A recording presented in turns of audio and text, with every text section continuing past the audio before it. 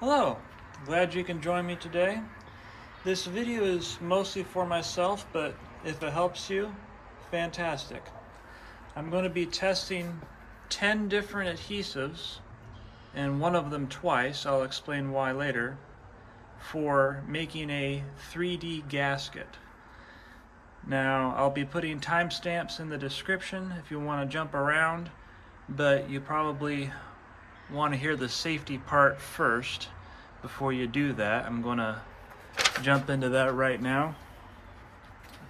A lot of these adhesives have some pretty serious warnings on them.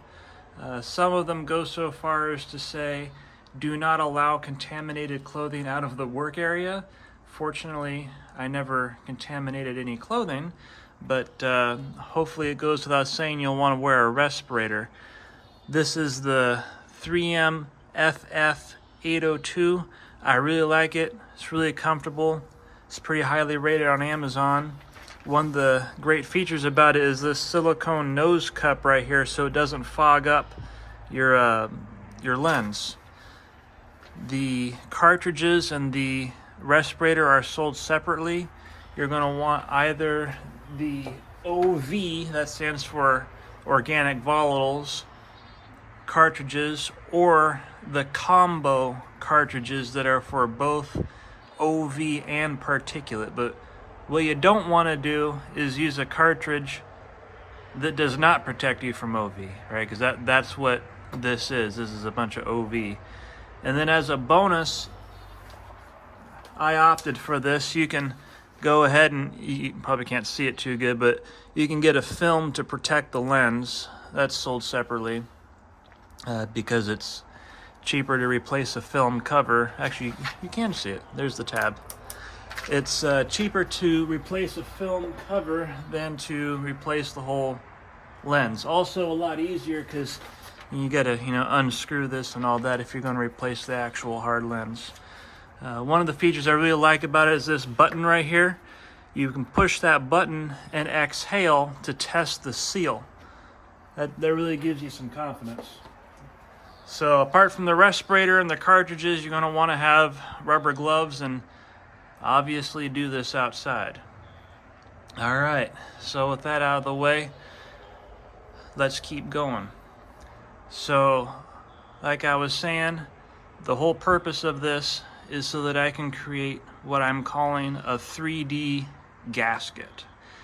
And I did an internet search, and it appears I am alone in this endeavor. When I search 3D gasket, I get results for 3D printing a gasket or 3D printing a mold to create an O-ring or something like that. I only see 3D in relation to 3D printing, not in creating an actual gasket that is 3D as opposed to just a regular flat gasket. So because this seems unique, I got to explain myself a little bit. So I made a model right here. This is a very simplified model. Made it out of paper plates and masking tape. We've got a ring on this side. We got a ring on this side. And connecting the two rings, we have two strips.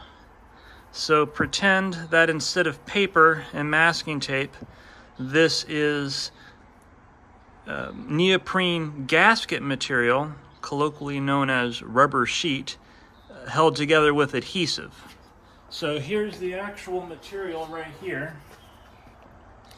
This is 1/8 inch thick. I had tried the 1/4 inch. It was way too thick for my application. 1/8 inch is much more compliant. And you wouldn't know it by looking at it or feeling it, but this is technically a foam.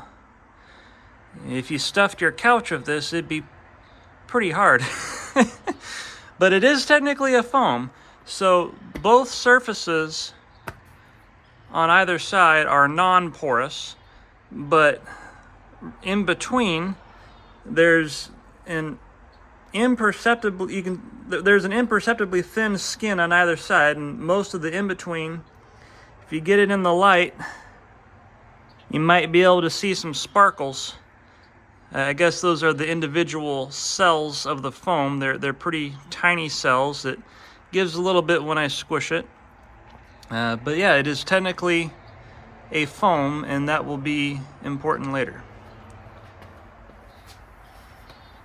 So, imagine that this is made out of that neoprene gasket material. Now imagine you have a segment of your pipe that you need to take apart for whatever reason. Maybe debris can get stuck in there. So if you need that section of pipe to come apart lengthwise, that is what this is for. This 3D gasket accepts two half pipes. One half pipe goes up here, the other half pipe goes down here. Two halves make a hole. We now have a whole pipe, or at least a whole segment of pipe that would have a ring gasket on either end to go between two things and form a seal not only on either end, but also a seal between the two half pipes.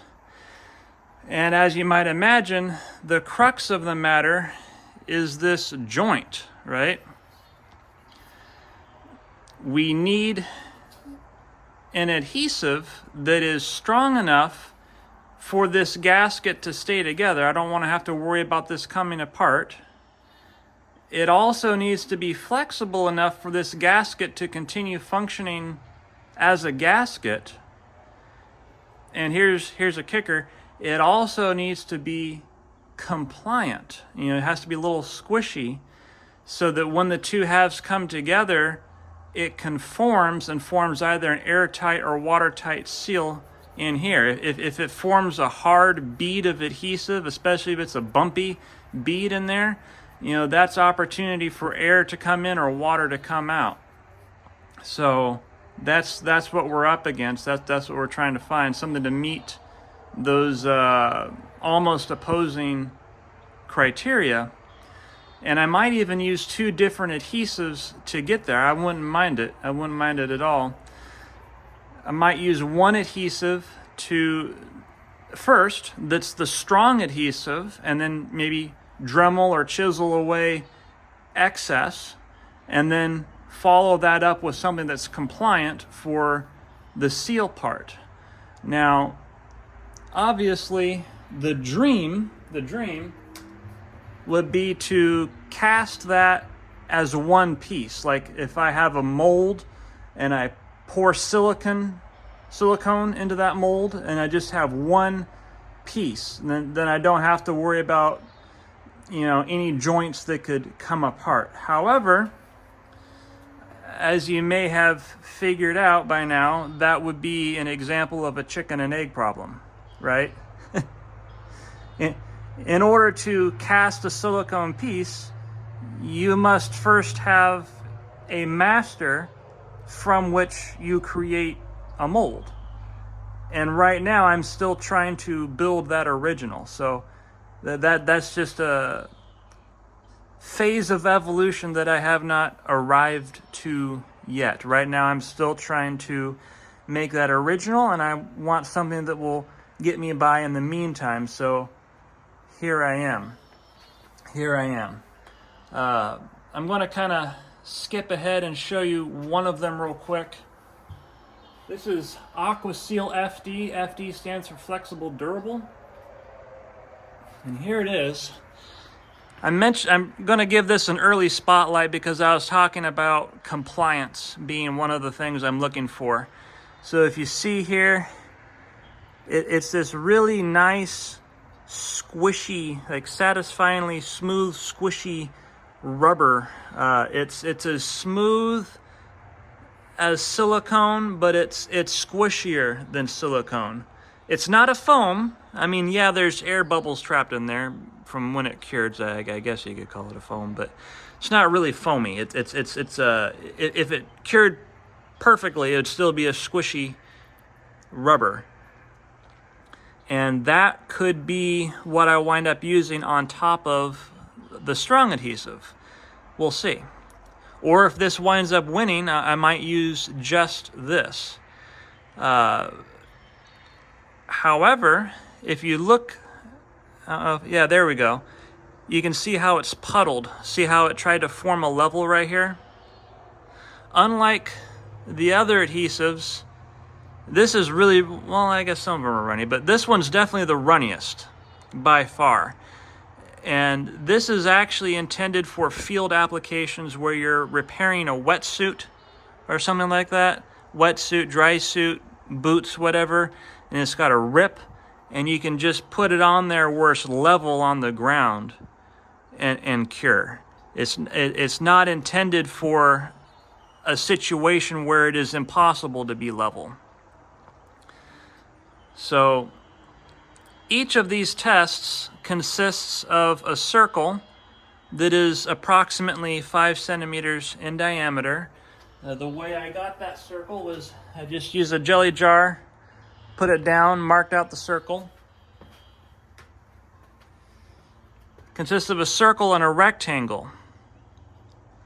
This rectangle, each of these rectangles is 3/4 inch wide, 2 3/4 inch long.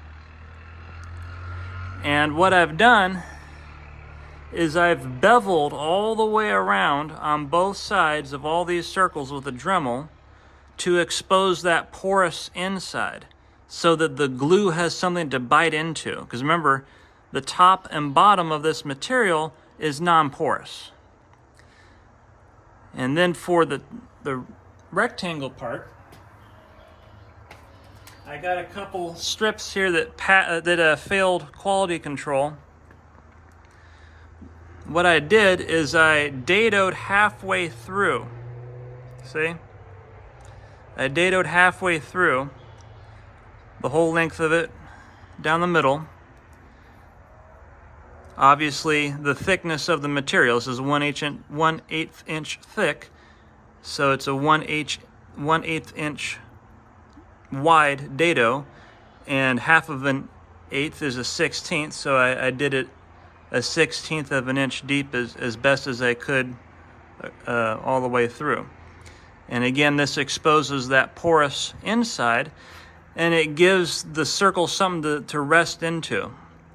And that's what I intend on doing in my actual application, is having a dado and then a beveled end going into that. So I would dado here, here, here, and here on those rings, and then I would bevel both sides of either end of both strips, expose that porous part, get it in there, and then I would put the two half pipes in and clamp this whole thing together so that it cures under pressure. And then I would need masking tape, you know, on the half pipes so that I don't glue the half pipes together. It's supposed to be able to come apart. So that is the nature of the joint that I'm trying to replicate in these 11 tests. So one thing we didn't talk about too much is how this is just a simplified model, right? These rings are flat. Well, in my application, it's not going to be perfectly flat on either side. You know, it might be this way or that way, right? So here you can see by having a circle going to a rectangle instead of just, you know, a rectangle to a rectangle, by making this bend around, this is a harder test on the adhesive because the rectangular part wants to pull away from the circle. And I would rather have a harder test than a test that is too easy. You know, think like how they test airplane wings. You know, they bend that airplane wing way, way, way beyond what even a hurricane would do in real life. You know, it's better to over-test and be sure than to under-test and be sorry. And again, not only is this making it a harder test, but I'm recreating the reality that the surface it goes to is not going to be flat, right? So that's why these tests look the way they do. And a side benefit that came from that is it pointed out, and it made me really think about how this one comes to a level, right? If I was just putting two rectangles together, I could turn that 45 degrees and it wouldn't be a problem. But since this has no way of being flat, right, it made me realize, oh, I better come up with something to deal with that. So I actually got, you see this is not opened yet, I haven't used it yet, but this is, I bought this ahead of time thinking I might go that way. This is water-soluble film for embroidery. So what I could do is I could put that stuff down and then put some film on top of that, use some aluminum craft wire to make it hold its shape, let it cure, and then dissolve away the film. If I use tape, then I'm not convinced I'd be able to get it off. So that's my thinking on that. Okay. I'm going to check my script here, make sure I didn't miss anything. 10 adhesives, one we're going to do twice. I'll explain that in a bit here. Yeah, I might as well hit that part up. Why am I doing one of them twice? The one I'm doing twice is this one right here. This is Aquaseal Neo contact cement. Contact cements, some of these, to be specific, this one, 3M Weatherstrip Gasket and Adhesive, Formula 8001. Barge Cement Toluene-Free. And Barge Cement Original. Let me double check, see if it applies to this one. And this one, yep, and E6000. Those, what they want you to do is apply the adhesive to both surfaces, let it get partially dry, and then press them together. I think that's the definition of a contact adhesive. And what I've found with those kinds of adhesives is that if you put too much glue on, it's not going to cure properly. You have to put a thin amount on. So this is try one, and you can see it wasn't too graceful. Wasn't too graceful. That's quite a bit. Because I was using the brush that comes in the can, which does not allow precision, I'll say that.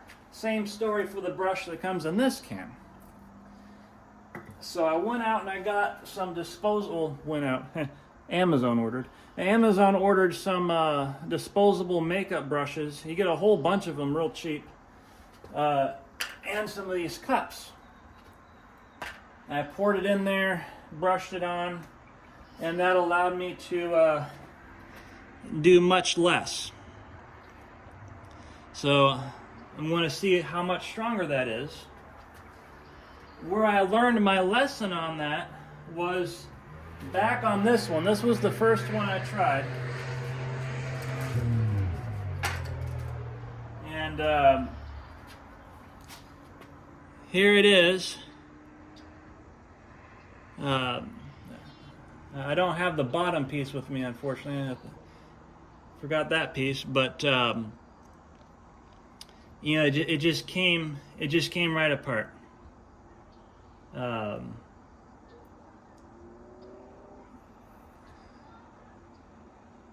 Well, I'm pretty sure that, yeah, it's this one, but I had the same experience with, actually that might have been Barge, but same idea. Yeah, I remember with Barge, yep, I had this one first. Anyhow, I had a contact cement, and it just came right apart. So I'm trying again, making sure that I don't overdo it. So I do have a day job, and I'm pretty well limited to weekends for this. So some of this is a lot older than others. So I want to talk about cure time. This one, the Super Weatherstrip adhesive, Gorilla Glue. Let's see what else.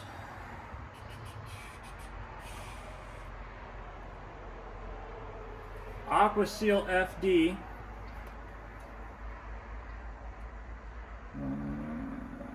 What other one? There's a fourth one.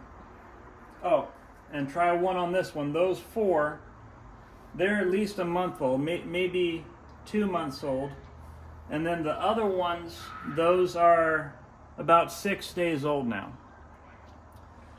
And I used to think, well, once you hit some maximum amount of time, it doesn't matter anymore after that. You know, the longest amount of time that any of them mentions, I think it's Shugu, yep, says, depending on materials and temperature, maximum strength may not be reached for 48 to 72 hours. Most of them say 24 hours or overnight. Some might say 48 hours. 72 is definitely the highest. Here I am on day 6. And if I push my thumbnail into this and listen, yeah, occasionally I might hear a little snap sound when I pull my fingernail back out. But on the one that's like a month old, not at all. So clearly it does continue to get harder after the 72-hour mark. You know, maybe it takes a whole month or 2 months to get that far. But I'm going to test them as they are, and I think that's a fair test because in the real world, you know, when I actually go to do it, I don't have a month to wait, you know. So I'm following the time that it says on the instructions. All of these, I did them according to the instructions that they said. Yeah.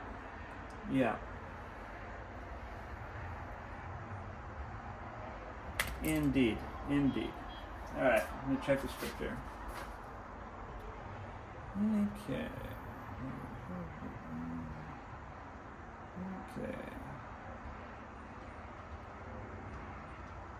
So let's go on and define the scale that I'll be using to grade these with. So I'll say that a 5, we're going to do a scale of 1 to 5. A 5 means I cannot get them apart at all. A 5 is like a weld. So not even a little bit on the very beginning able to get it just started. Just can't get it apart at all. That's a 5. And I don't expect any of them to be a 5, but there's got to be a theoretical maximum. Next, I'll say a 4. A 4 means that I'm able to get it apart some, but not all the way. You know, I'm able to start ripping it apart, and then I just hit a point where I can't get any farther than that. And we'll say, you know, 4.5 will be, you know, maybe I can just barely peel it off at the very end, but no more. A 3 will mean that I am able to get complete separation. I am able to pull them totally apart, but only with maximum exertion. It was all I could do to rip those apart. That's a 3. 2 will mean moderate exertion to get them apart, and a 1 is, you know, it was just very little effort, no strain. It just like a postage stamp coming off of its backing, you know, just. And then a 0 would be if it just fell apart on its own as soon as I took it out of its clamp. All right, so that's the scale. In addition to that scale, we're going to be looking at specific things. I'm going to be pushing my nail into it to see how compliant it is, how squishy it is, and whether it makes a little snap sound when I pull my thumbnail back out. You know, how cured is it? And I'm going to be seeing, well, am I able to get a little bit off the end? I'm going to be testing the tensile strength, and I rip it apart this way. And if I can't rip it apart that way, I'm just going to go see if I can pop it that way and break it this way. So we're going to be looking at all those different factors. All right, let me see here. Yep. Oh, and another thing we'll look at, you know, when you like glue two pieces of wood together, you pull them apart, wood from one side is on the other side and vice versa. And you know, that's an indicator that the bond is actually stronger than the wood is.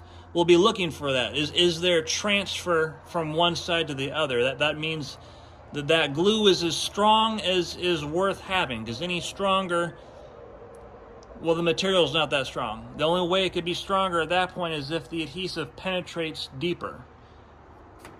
All right.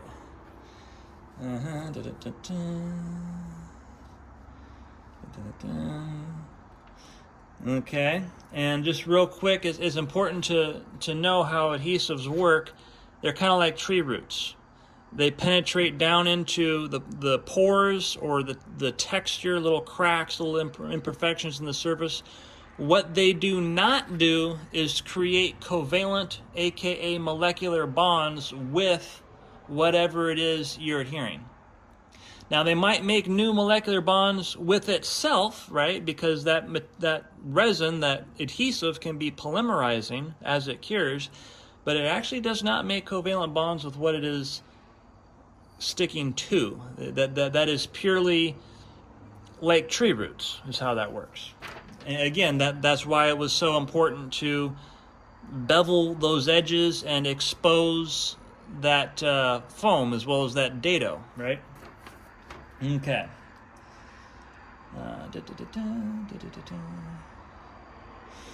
Yeah, I didn't bring that piece with me, but the older one, I have an old failed attempt of this bog. That was the one. At least that's what my notes say. Where it got completely hard. You know, this is 6 days and it's still slightly squishy. Kind of makes that little snap sound when I pull my finger back. So that's just a reminder on the contact cement. You got to do a thin amount. Too much can fail the bond. I actually was able to pull it apart completely and stick it back together again, and pull it apart, stick it back together. It never really set when I had put too much on. So just remember that. Okay.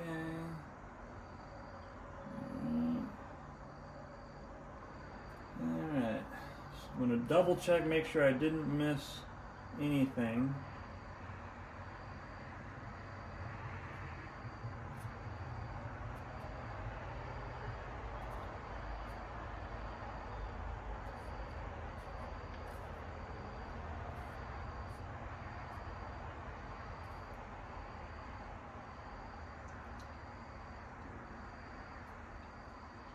Getting there.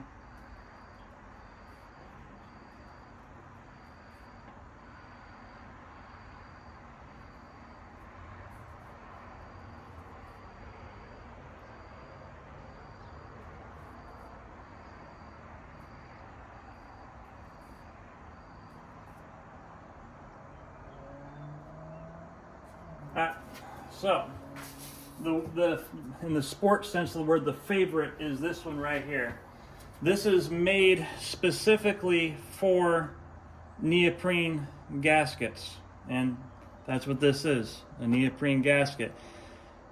They probably aren't expecting me to use this for a 3D gasket though, which is a different set of forces, right? Because it's not just tensile, it's also the other way, and it has to have all that strength in a little tiny area. It's not like you can overlap two surfaces or rely on pressure to hold it together necessarily. It's a different beast. But at least it is specifically for neoprene gaskets. Here we go. Formula number on that is 1300. I'm going to show taking that out of there. Look at that. All right. I'll admit I did touch this up a little bit on the very ends.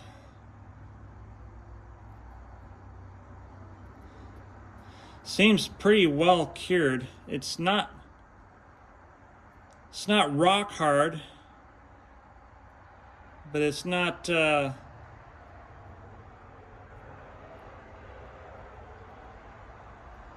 really find any sticky spots, you know? I'm not getting that snap sound when I pull my fingernail out. Okay. How hard is it? Well, it does squish a little bit when I put my fingernail into it. It might be just barely compliant enough for my application, which doesn't surprise me too much because it's made for gaskets. So let's look at the very edge. Is that focused? All right. I can see it starting to come apart there. Oh man, that's going to put up a fight. Okay, wow. Right out of the gate. Oh my gosh. How if I just go this way?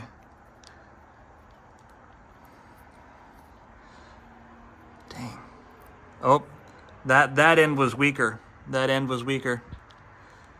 This might be a 4, folks. Oh, nope. There it goes. Yep, once it goes, it goes.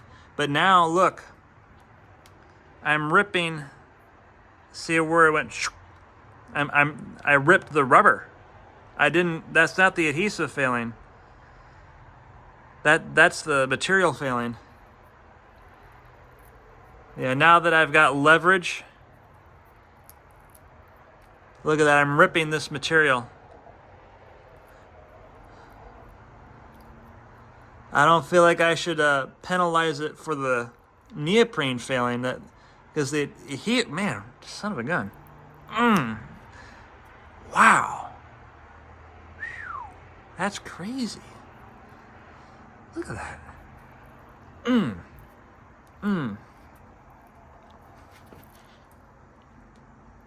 Holy moly. This deserves a 4.5. Dang.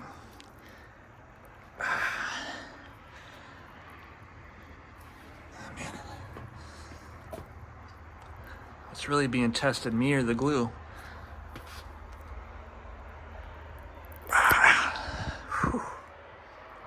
Okay. Alright, well I said 4 is just barely, but I'm gonna have to change my own rules because clearly it was the gasket material failing, not the adhesive, so I'm gonna see. I said 4 means only a little bit on its own. 4.5 is just like, I think that's a 4.5, folks. That's what feels right to me. 4.5. All right, that was incredible.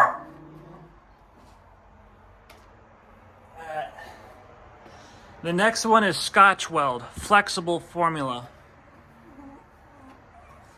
This is the cartridge. The cartridge, the nozzle, and the gun are all sold separately. I actually bought the wrong gun at one point, so I had to come back and try to, buy the right gun. Yeah, let's see how it goes. How does it look coming out of there?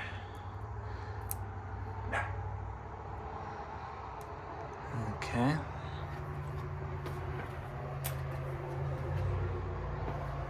I didn't even know I would be able to rip this stuff. That was crazy, like the actual material. Oh, no. Folks, we have a failure already. It's coming apart on its own. Look. Here. Separation. Oh, no. Oh, no. That's a 1. By definition of the word, oh, no. Nope, not that one.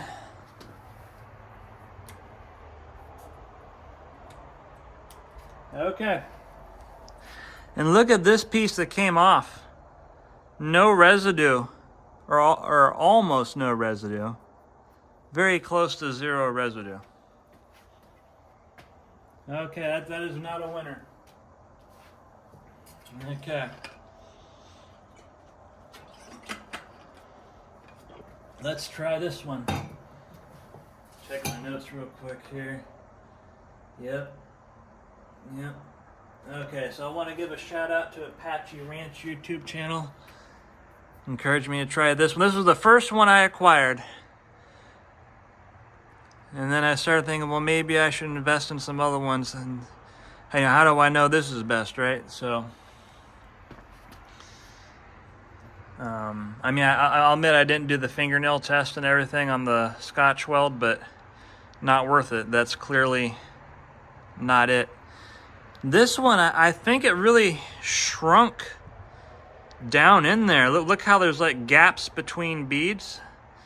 It's like it shrunk down in there, which could be a desirable property because I don't want a big bead in the way to compromise the seal.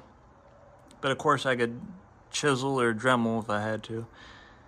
The intended purpose of this one is to bond Weatherstrip to metal.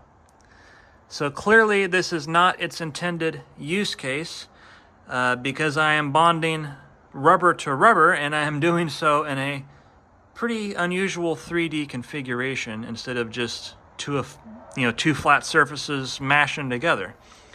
So we'll see how it goes. How does it go on the, oh man, that's going pretty easy. Nope. And this is, at least a month old. This was like the first one I did. That came right apart. That's a 1.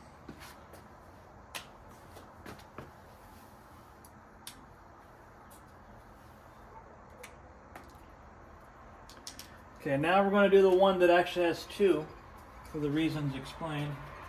We'll start with the first try, okay? This is Aquaseal contact cement. This is intended for field application, so if anything would not need a quick cure time, it would be this one, because the idea is you're out fishing somewhere, you got to do a quick repair, you can fix your waders and then get back at it, right? This shouldn't take days or a month, right? But we're going to compare anyways, a month at least versus 6 days. And again, the first one used the brush that was in the can. Not very graceful. Quite a bit on there. See how it goes. Let's try from the very end first. Nope, that came out not as easy as the other one, I don't think. It's probably a 1.5. Yep. But is that because I put too much on? So I'm going to put a comma, do a little comparison.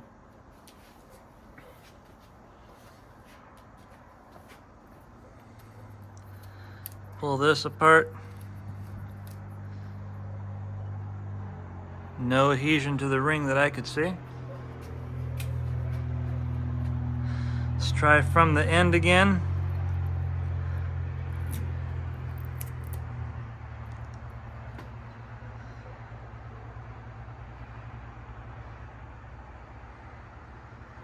.6.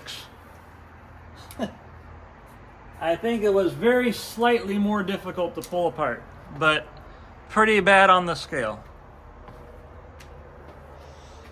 All right, now let's go to this Aquaseal Flexible Durable. Get a sip of water here.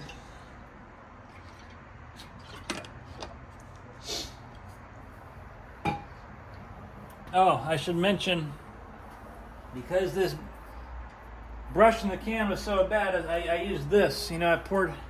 I already said that, didn't I? I did say that. Let's move on. So I really like the squishiness of it. If this is weak, I think I might still use it just on top of the 1300 over there. So let's see how it goes. That does feel stronger.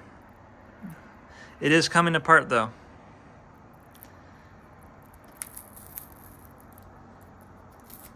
It's harder to start, but once it started going, it's no transfer of material, Yeah, I don't think the other one did either, yeah. So I'll give that That's like another 1.6, quite frankly. Minusculely more difficult than try one of the contact cement. This contact cement. Alright. I don't have the can there because it's so big. This is Barge Original. So if you ever seen like a cartoon where maybe like Wile E. Coyote and he brushes glue on the road and then he gets stuck in it, you know? Or maybe their foot goes down and it's like these strings and boing, pulls them back. Pretty sure that's a reference to the old rubber cement. This is like a really, really old glue that predates a lot of other stuff. To my knowledge, they basically took sap from a rubber tree and dissolved it in paint thinner. This is, like it says, original. Or does it say that? It should say that. Yeah. Well, anyways, that it is. Original as opposed to Toluene-Free. How about that? Maybe they have changed it over the years. So, here it is. Not seeing any immediate separation. That's good. Let's see how it goes. Ooh, that's got a fight. That's got some fight in it. Oh man. Oh boy.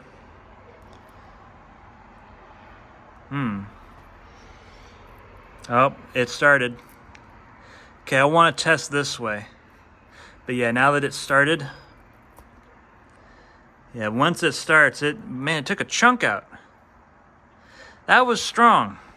But once it gets started, so that's a 2, right? Because I said moderate effort. It's not maximum effort. Wasn't too easy.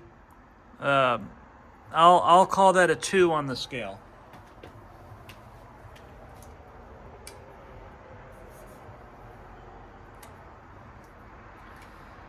Now here's the next one.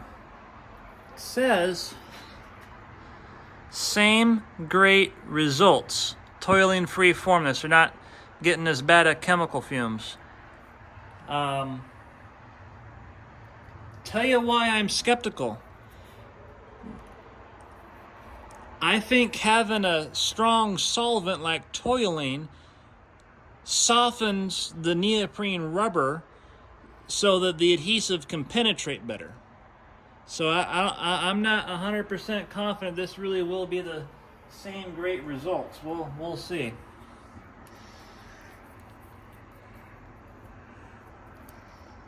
Didn't stick to the ring any. Here it is. All right. Definitely, it's already easier than the original. The first one really put up a fight to get started.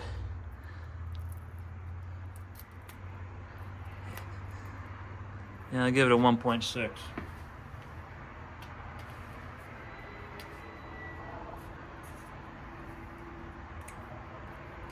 All right, make sure I'm not missing anything on my notes. Yep.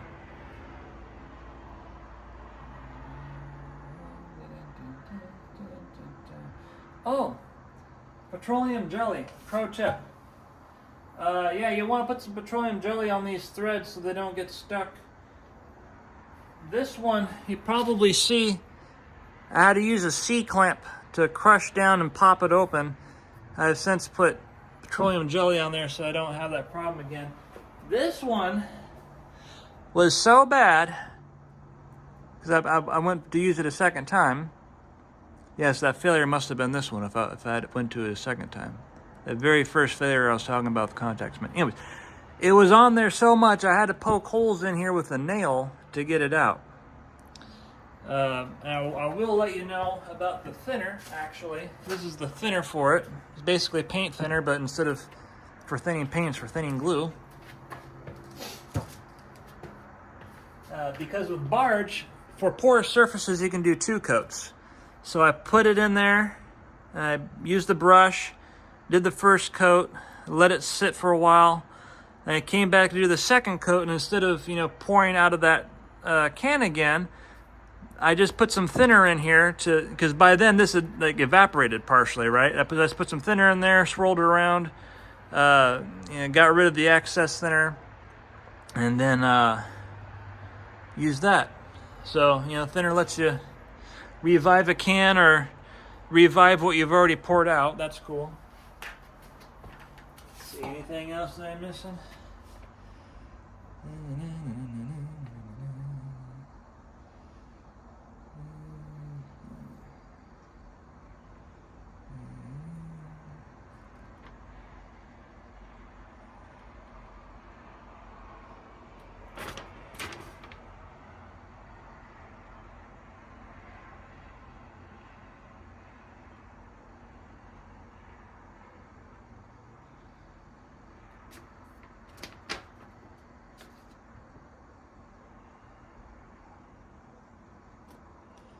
Alright, on to E6000. This is apparently held in high regard amongst leather workers on YouTube. Here it is.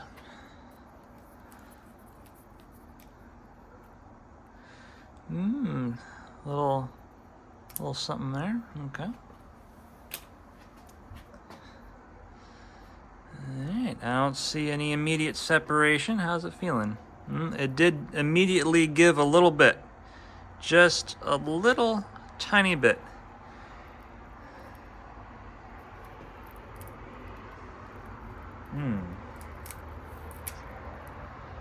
Wow.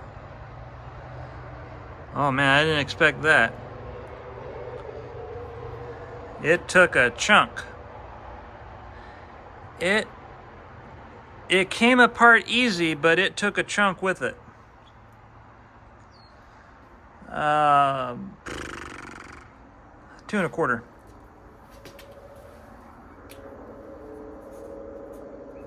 Yeah, go with that.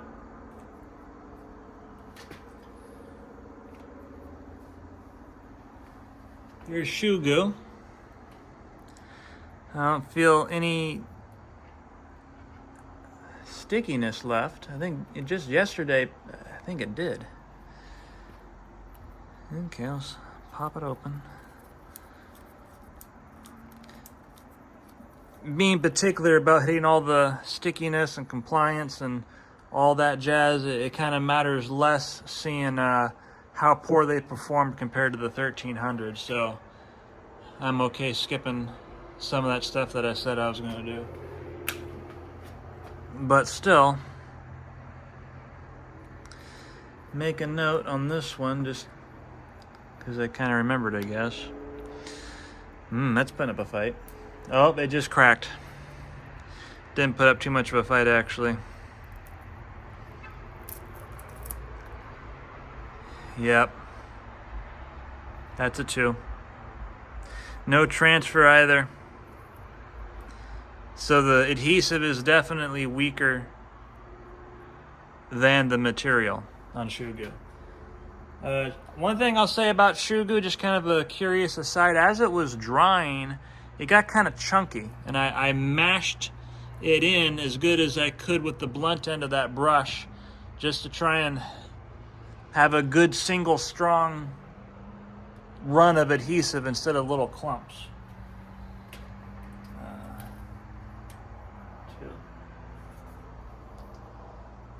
All right, now this one is probably going to be the most different. This is Gorilla Glue.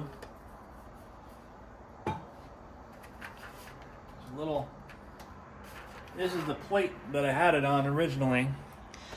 And you can see, here's a little bit that I had on the plate. I have a hard time showing how raised it is, but it expands when it cures, which is why you have to clamp it together as it cures, otherwise it'll just push the pieces apart. And this is the only glue that is like glass hard. If I push real hard, okay, now it's deforming, but man, that's hard, and it's very smooth. It does remind me of glass until I hit that one spot and squish it, and then it goes down. So I'm worried that this one's brittle, but I am pretty curious. And this is one of the ones I did before I had the brushes. Did not need a brush to get like that. Those early 4 that I called out, I was using a toothpick. See how it goes? Oh man, that just comes right apart. That is a 1. Okay.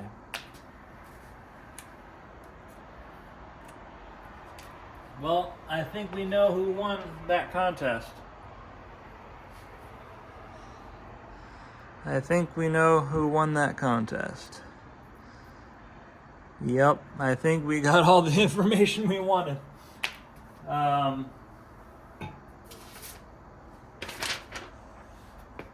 my back. Okay. Well, now I just want to talk about how I made these dados in case you're ever in a situation like this. Maybe you'll have to do something like this. So I have these little Japanese chisels. They're bonsai chisels. This has a flat diamond-shaped angled end that comes to a point.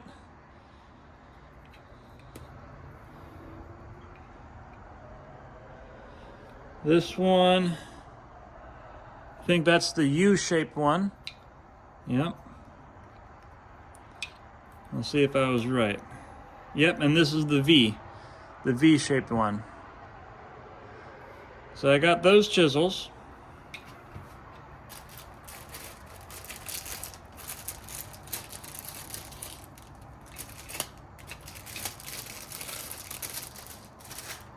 I got this chisel, 1/8 inch wide. So you can get in there like that. And before I got a router, that's what I was using. And the best I could do to cut these dados, I could cut 2 of these strips in a day. I mean, that's a weekend day where I got everything else going on, making meals, eating meals, cleaning up after meals, laundry, whatever, shopping, etc. Not like I was doing that and nothing else all day, but still. Basically all I could do was 2 in a day.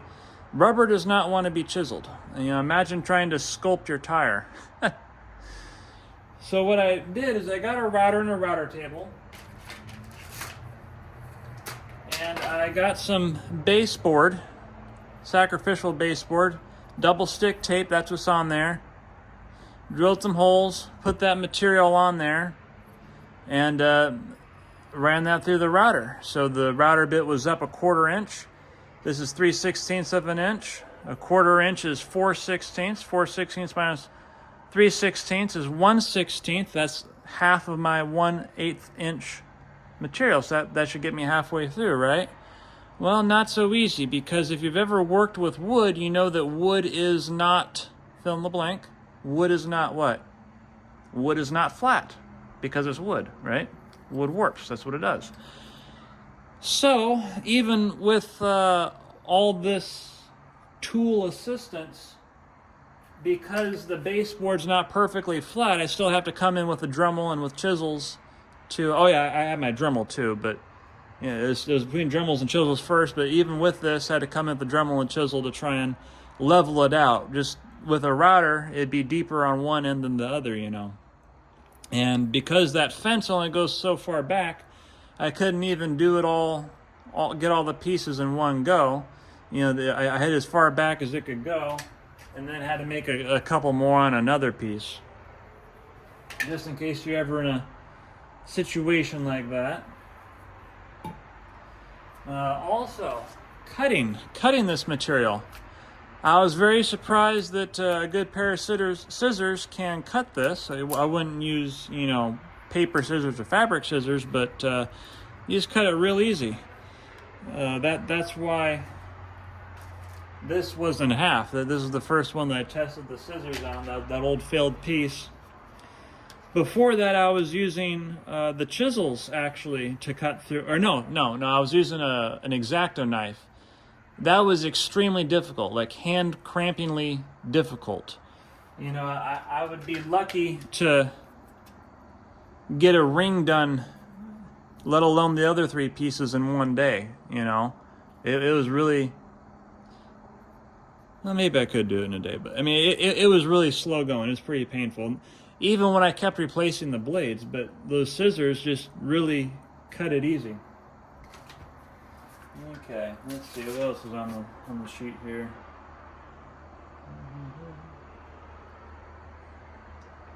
All right. Well, thanks for watching. Have a good one now. Bye-bye.